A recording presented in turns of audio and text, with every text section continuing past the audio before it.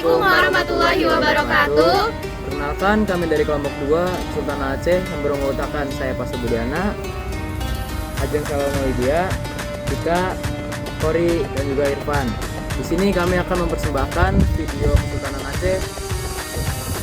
Selamat menyaksikan.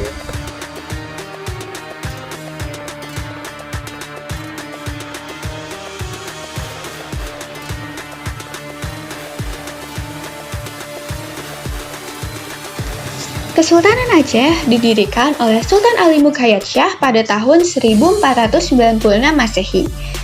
Kesultanan Aceh ini terletak di Kutagara atau yang sekarang lebih dikenal dengan Banda Aceh. Nah, di sini ada beberapa nama raja-raja yang pernah memimpin Aceh. Itu sekitar ada 34 atau 35 raja-raja. Nah, raja pertamanya itu Sultan Ali Mukhayat Shah yang merupakan pendiri sekaligus raja pertama dari Kesultanan Aceh ini.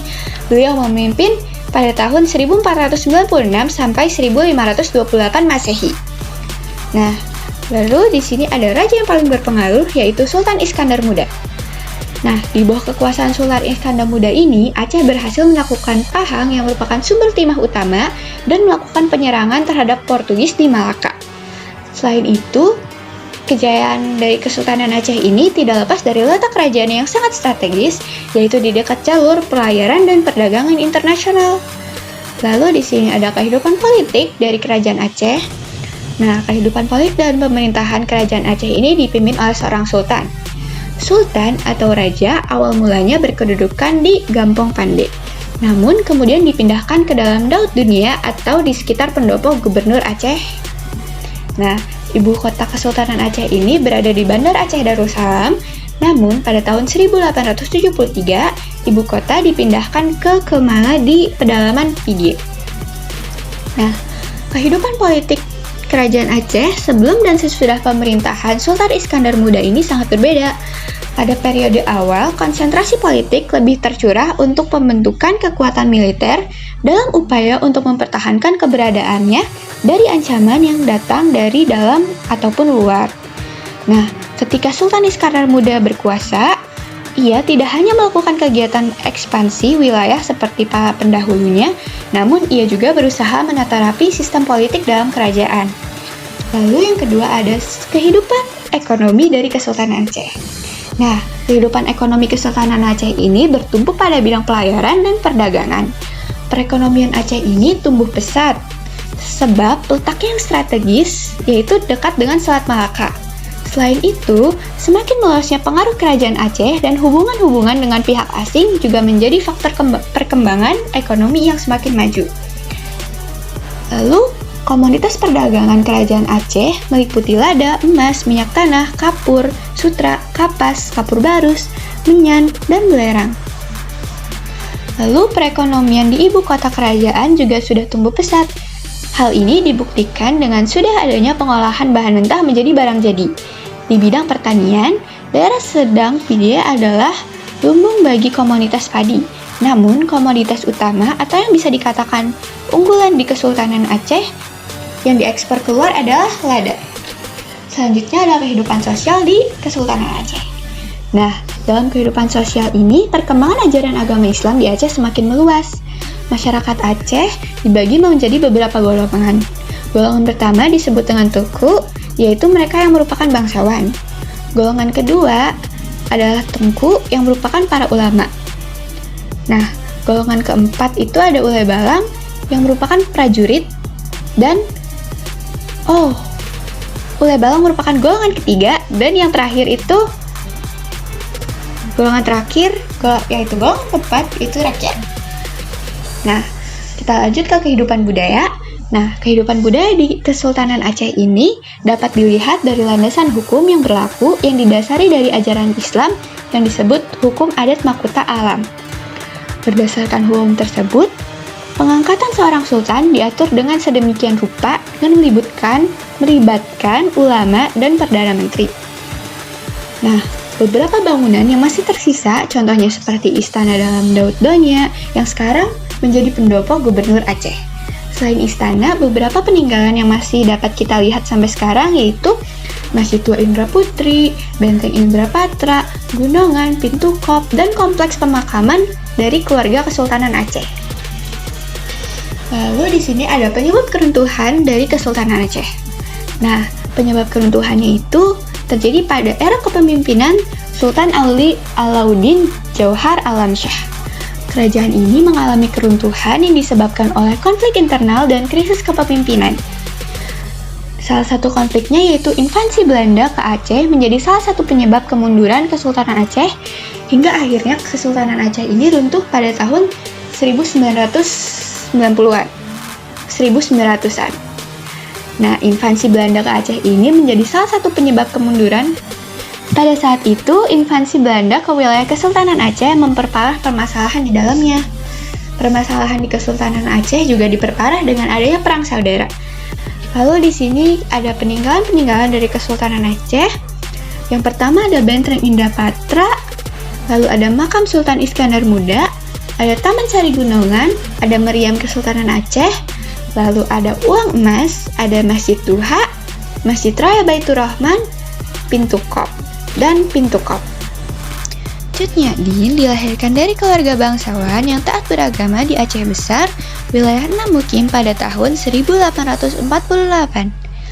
Ayahnya bernama Teku Nantasetia, seorang dari Ule Balang Enam Mukim yang juga merupakan keturunan dari Datuk Makmun Sati, perantau dari Minangkabau.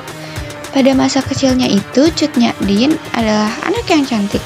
Ia memperoleh pendidikan pada bidang agama yang dididik oleh orang tua dan guru agamanya. Dan ia juga memperoleh pendidikan rumah tangga yang dididik baik oleh orang tuanya. Banyak laki-laki yang menyukai Cut Nyak-Dien dan berusaha untuk melamarnya. Namun pada usianya yang ke-12 tahun, ia sudah dinikahkan oleh orang tuanya dengan Teku Cek Ibrahim Lamnga yang merupakan putra dari Ule Balang Lamnga 13, dan dari pernikahan itu mereka dikaruniai satu anak laki-laki. Aceh memang tangguh. Ya, memang komandan. Sepertinya kita harus mengambil tindakan. Tindakan katamu? Haha, itu sungguh mudah. Apa maksudmu komandan? Bukankah semua persenjataan kita itu cukup canggih? Apapun bisa kita lakukan. Apa maksudmu adalah meriam? Bagaimana jika kita menembakkan meriam kan? Bagus juga. Tidak sia-sia aku memiliki 6 strategi seperti ini. Terima kasih. Sekarang lakukanlah. Pada 26 Maret 1873, Belanda menyatakan perang kepada Aceh dan mulai melepas tembakan meriam ke daratan Aceh dari kapal perang Citadel Van Antwerpen. Sejak saat itu, perang Aceh pun dimulai.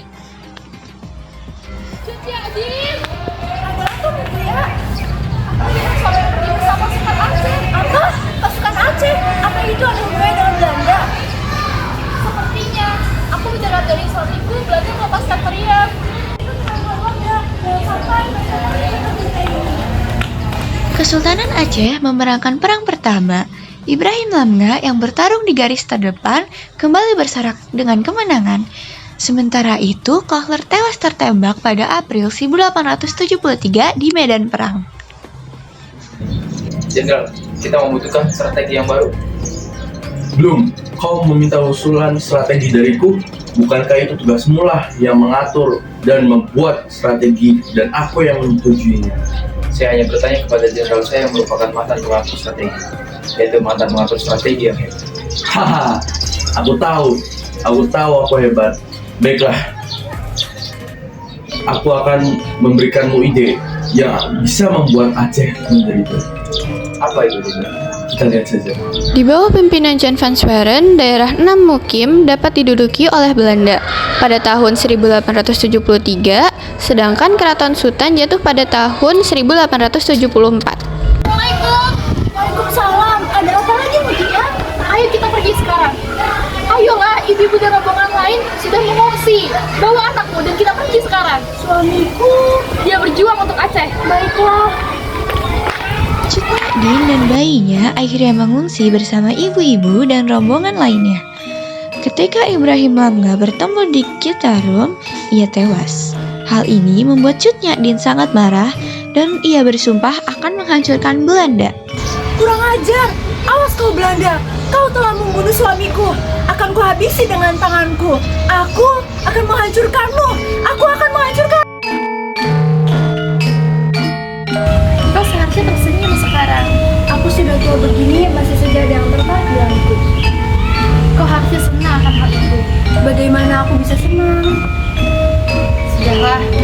dia sudah menunggumu.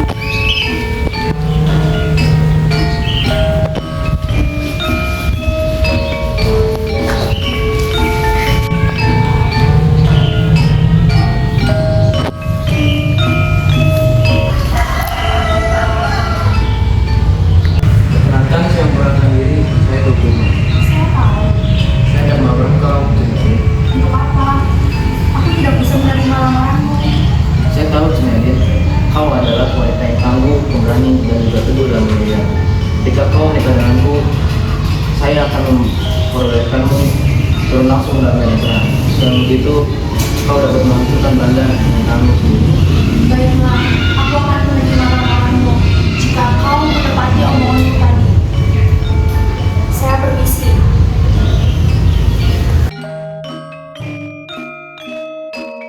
Akhirnya, Cut Nyak-din menikah dengan Teuku Umar pada tahun 1880.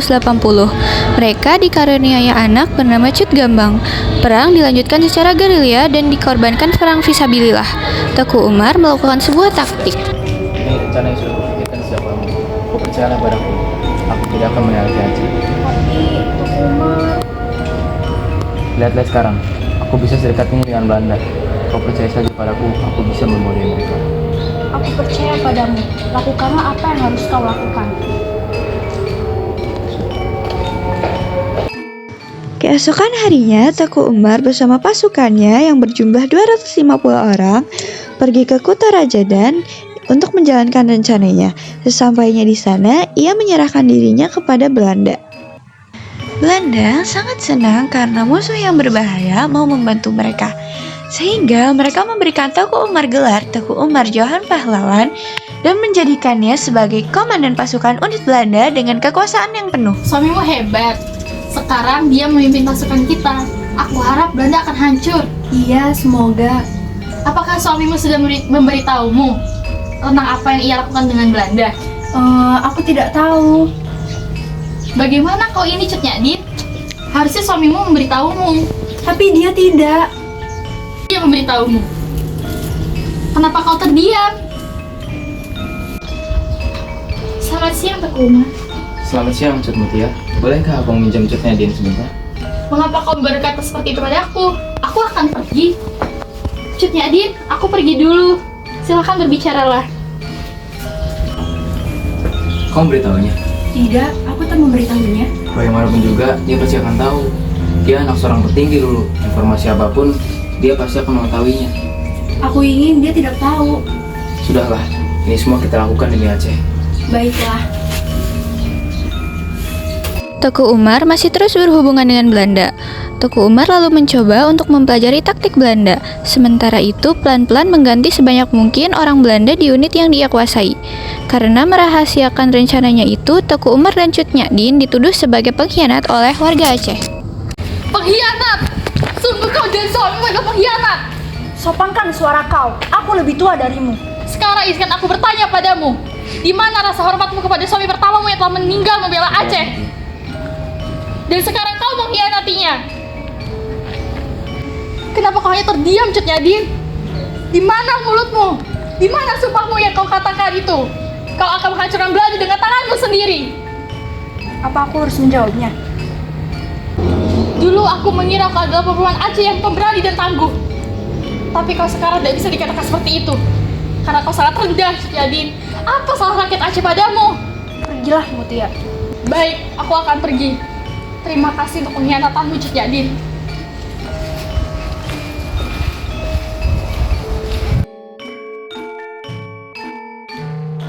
Assalamualaikum. Waalaikumsalam. Ada apa, Cut Nyak-din? Sebaiknya kita hentikan rencana ini. Kenapa? Aku tak mau rakyat Aceh mengira kita adalah pengkhianat. Kita bisa hentikan rencana ini. Kita bisa melawan Belanda tanpa harus berpura-pura bersekutu dengan mereka. Itu sangat menjijikan. Wah, istriku, Cut Nyak-din. Aku sudah menyiapkan rencana ini dari lama. Aku sudah mempelajari semua teknik dari Belanda dan juga aku sudah menyiapkan seluruh pasukan Aceh untuk menyerang mereka. Kat dulu, Tabar. Kita hanya tinggal menunggu hari itu tiba. Bersabarlah. Maafkan aku suamiku karena mengeluh seperti ini. Tidak apa-apa, selagi kita berjalan di jalan yang benar, Allah pasti akan ada berada di samping kita. Keesokan harinya, Teuku Umar melakukan rencana palsunya pada Belanda. Ia mengatakan bahwa hari ini ia akan menyerang basis Aceh. Lalu setelah itu Teuku Umar dan Cut Nyak-dien pergi dengan semua pasukan, perlengkapan berat, senjata, dan amunisi Belanda. Semuanya mereka bawa, lalu mereka pun tidak pernah kembali. Jan van Zweren merasa kesal dan marah karena ia ditipu oleh Teuku Umar dan Cut Nyak-dien. Lem Van Moy mengatakan bahwa mereka harus melakukan pembalasan dendam kepada rakyat Aceh. Namun sebelum itu, gerilyawan kini dilengkapi perlengkapan dari Belanda. Mereka mulai menyerang Belanda sementara Jenderal Van Zweren diganti. Setelah Jenderal Van Zweren diganti, lalu Lem Van Moy dan jenderal barunya yang bernama J.B. Van Hees itu merencanakan penyerangan terhadap pasukan Aceh.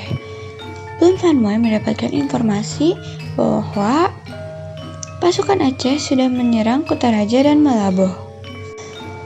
Van Hees ternyata memiliki rencana untuk menghancurkan pasukan Aceh, yaitu dengan mengirim pasukan The Marsus. Pasukan The Marsus merupakan orang Tionghoa Ambon yang menghancurkan semua yang ada di jalannya. Namun, pasukan ini dibubarkan karena rasa simpati dari pasukan Belanda. Peristiwa ini menyebabkan kesuksesan jenderal selanjutnya, karena banyak yang tidak ikut melakukan jihad kehilangan nyawa mereka, dan ketakutan masih ada pada hati penduduk Aceh. Aku yakin ini akan berhasil. Melihat kesiapanmu, Teuku Umar, aku yakin ini akan berhasil. Doakan saja, semoga Allah memberikan kemudahan kepada. Itu pasti. Kau harus berhati-hati. Berjanjilah. Sebaiknya aku tidak di sini. Aku pergi dulu. Assalamualaikum. Waalaikumsalam. Cut Nyak-dien, jagalah rakyat Aceh dengan baik dan rawatlah anak kita agar tumbuh seperti Dewi Mukawan. Apa maksud kau berkata seperti ini? Tidak apa-apa. Sekarang lebih baik kita sholat terlebih dahulu. Sekarang sudah waktu isya.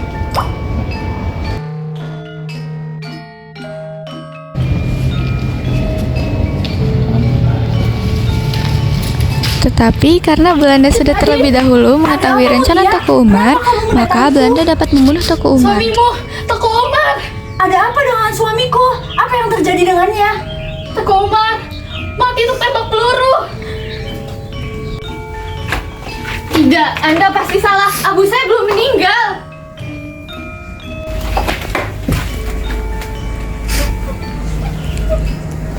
Sebagai perempuan Aceh, kita tidak boleh menumpahkan air mata kepada orang yang sudah syahid.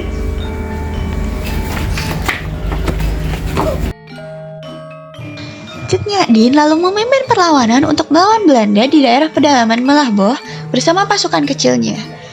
Lalu ia mencoba untuk melupakan suaminya.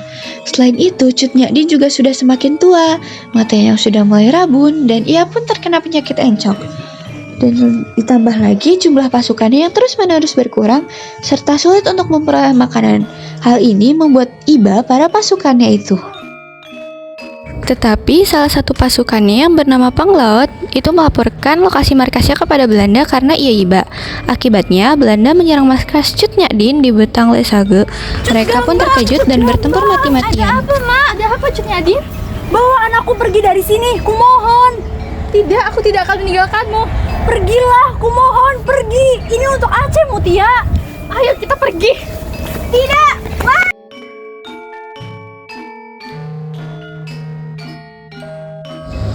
Cut Nyak-dien ditangkap. Sementara itu, Cut Gambang berhasil melarikan diri ke hutan dan meneruskan perlawanan yang sudah dilakukan oleh ayah dan ibunya. Pada tanggal 6 November 1908, Cut Nyak-dien meninggal karena usianya yang sudah tua.